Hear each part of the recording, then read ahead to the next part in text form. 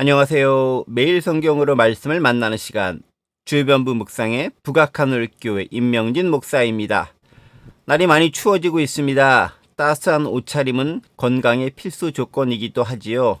아프지 않아야 설날 인사도 잘 드릴 수 있으니까 건강에 특별히 유의하는 오늘, 내일 되시기 바라겠습니다. 오늘 본문은 마태복음 2장 1절에서 12절까지의 말씀입니다. 헤롯의 동기와 동방박사의 동기에 대해서 함께 생각해 보도록 하겠습니다. 먼저 본문 말씀 제가 읽어보겠습니다. 헤롯 왕 때에 예수께서 유대 베들레헴에서 나심에 동방으로부터 박사들이 예루살렘에 이르러 말하되 유대인의 왕으로 나시니가 어디 계시냐? 우리가 동방에서 그의 별을 보고 그에게 경배하러 왔노라 하니 헤롯 왕과 온 예루살렘이 듣고 소동한지라. 왕이 모든 대제사장과 백성의 서기관들을 모아 그리스도가 어디서 나겠느냐 물으니 이르되 유대 베들레헴이오니 이는 선지자로 이렇게 기록된 바 또 유대 땅 베들레헴아 너는 유대 고을 중에서 가장 작지 아니하도다. 내게서 한 다스리는 자가 나와서 내 백성 이스라엘의 목자가 되리라 하였음이니이다. 이에 헤롯이 가만히 박사들을 불러 별이 나타난 때를 자세히 묻고 베들레헴으로 보내며 이르되 가서 아기에 대하여 자세히 알아보고 찾거든 내게 구하여 나도 가서 그에게 경배하게 하라. 박사들이 왕의 말을 듣고 갈새 동방에서 보던 그 별이 문득 앞서 인도하여 가다가 아기 있는 곳 위에 머물러 서 있는지라. 그들이 별을 보고 매우 크게 기뻐하더라. 집에 들어가 아기와 그의 어머니 마리아가 함께 있는 것을 보고 엎드려 아기께 경배하고 보배합을 열어 황금과 유향과 몰약을 예물로 드리니라. 그들은 꿈에 헤롯에게로 돌아가지 말라 지시함을 받아 다른 길로 고국에 돌아가니라. 아멘. 오늘 이야기는 동방박사에 대한 이야기가 되겠습니다. 이 동방박사 이야기는요, 예수님 탄생의 신비감을 더해주는 그런 작용을 하는 것 같습니다. 제가 어렸을 때 이 동방박사들이 말구유에서 이제 막 태어나신 그 아기 예수님께 경배하면서 황금과 유향과 몰약을 드리는 장면, 그것을 연극으로 공연하던 기억이 새록새록 떠오르곤 합니다. 그 시절엔 그런 낭만과 그런 추억이 있었죠. 자, 그때 동방박사는요, 제 기억으로는 3명이었던 걸로 생각됩니다.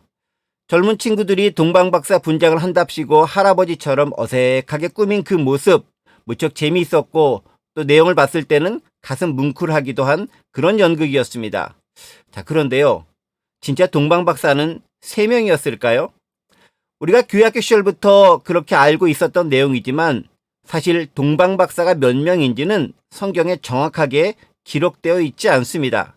다만 일반적으로 동방박사는 아마 이방 출신, 바벨론이나 페르시아 정도쯤을 추정하는데요. 그쪽 출신 점성가들로 알려져 있고요.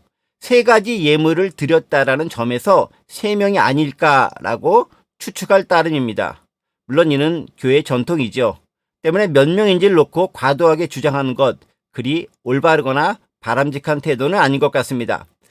자, 그런데요, 오늘 본문에서 좀 주의 깊게 살펴봐야 할 내용이 한 가지 있습니다. 뭐냐면요, 동방박사들과 당시 유대 지역을 다스리던 왕인 헤롯 대왕의 그 태도를 좀 살펴볼 필요가 있는 것이죠.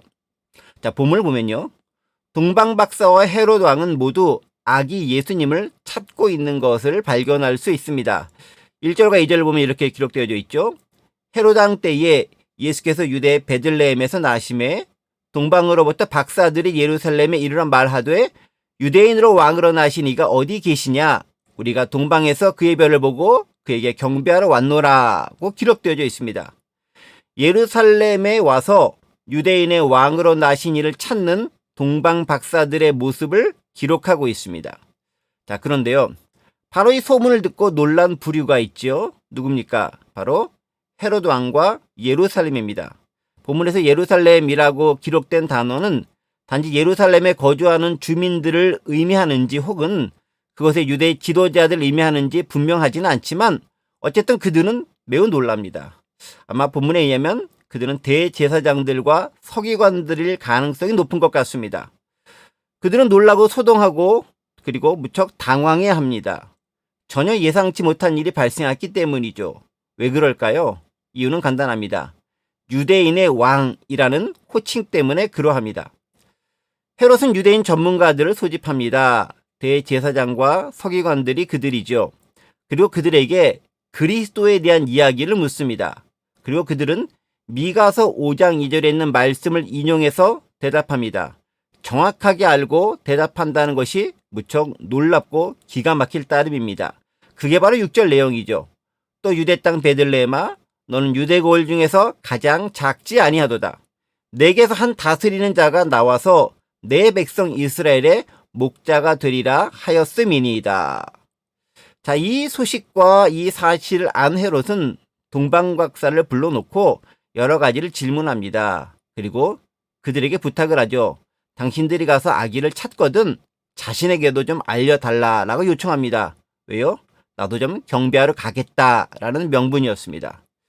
자, 여기서 우리는요, 동일한 단어가 반복되는 것을 발견할 수 있는데 그게 바로 경배하다라는 단어입니다. 동방박사와 헤롯 두 부류 모두에게서 경배하러 가다라는 단어가 사용되고 있습니다. 경배하러 또는 경배하다. 그런데 그 동기와 목적이 다르지요. 둘 다 아기 예수를 찾기는 찾는데요. 그 명분은 경배하다는 거였습니다. 그런데 동기는 다릅니다. 동방박사들은 이방인이었음에도 무척 오랜 시간 여행을 하고 와서 진심으로 예수님을 높이고 경배하고 엎드리기 위해서 찾았습니다. 그리고 그들이 가진 소중한 것을 예수님께 드렸습니다. 자, 그런데 헤롯은 어떤가요? 명분은 경배한다였지만 실제 의도는 무엇이죠? 찾아서 죽이는 것이었습니다. 오늘 본문은 아니지만 이어진 13절에 명확하게 기록되어져 있습니다. 그들이 떠난 후에 주의 사자가 요셉에게 현몽하여 이르되 헤롯이 아기를 찾아 죽이려 하니 일어나 아기와 그의 어머니를 데리고 애굽으로 피하여 내가 내게 이르기까지 거기 있으라 하시니 이렇게 기록되어져 있죠. 동일한 명분이지만 그 목적은 정반대입니다. 하나는 진짜로 높이기 위해, 또 다른 하나는 죽이기 위함이 목적입니다. 물론 헤롯의 입장에서는요, 이 유대인의 왕이라는 이 호칭 때문일 수도 있습니다. 실제로 그 당시에 로마 원로원들은 헤롯을 유대인의 왕으로 지칭하곤 했으니 이 헤롯의 입장에서 봤었을 때 자신을 위협할 적대자가 등장하니 놀라지 않을 수 없다, 이렇게 생각할 수도 있는 것이죠. 어쨌든 헤롯과 유대 종교 지도자들은 아기를 찾아 죽일 궁리부터 하게 됩니다. 비극의 시작인 것이죠. 자, 이쯤에서 잠시 적용 한번 해보죠. 우리는 어떤가요? 그럴듯한 명분을 내세우고 있긴 하지만 때로내 이기적인 목적과 야망을 이루기 위한 수단으로서 예수님, 복음, 교회, 예배 뭐 그런 단어들을 사용하고 있지는 않나요? 사실 종교적인 단어를 또 종교적인 용어를 사용한다고 해서 그의 신앙심이 깊게 나타나는 것도 아니고요. 그가 위대한 신앙인으로 보여주는 것도 아닙니다. 중요한 건 그 동기가 얼마나 순수하고 그가 얼마나 진실한 마음을 가지고 있는가, 바로 거기에 달린 것이겠죠. 우리 하나님도 마음의 중심을 보시지 않습니까? 오늘 우리가 신앙생활하는 동기를 한번 점검해 보기 원합니다. 말로는 예수님을 위해, 하나님의 영광을 위해 이렇게 이야기하고 있지만 실제로는 내 유익과 만족을 위해 혹은 이기적인 목적을 위해 종교를 혹은 기독교를, 복음을, 예배를, 예수님을 이용하고 있지는 않았는지 스스로 점검해 보는 시간이 되면 좋을 듯합니다. 순수한 동기는 드러난 결과보다 아름답습니다. 하나님도 그걸 가장 귀하게 보시지 않을까요? 진짜 신앙을 갖고 살아갈 수 있는 오늘 하루 저와 여러분이 되기를 간절히 소망해 봅니다. 잠시 기도하겠습니다. 하나님 아버지, 우리는 얼마나 많은 시간을 하나님과 예수님과 교회와 복음과 예배라는 이름을 사용하면서 내 유익과 만족을 위해 이용해 왔는지 모르겠습니다. 오늘 다시 한번 우리 자신의 동기를 점검해 봅니다. 하나님 앞에 순수하고 올바른 모습으로 나아갈 수 있는 우리가 될 수 있도록 도와주옵소서. 감사드리며 예수 그리스도의 이름으로 기도드립니다. 오늘 하루도 주님 안에서 건강하고 행복하게 샬롬.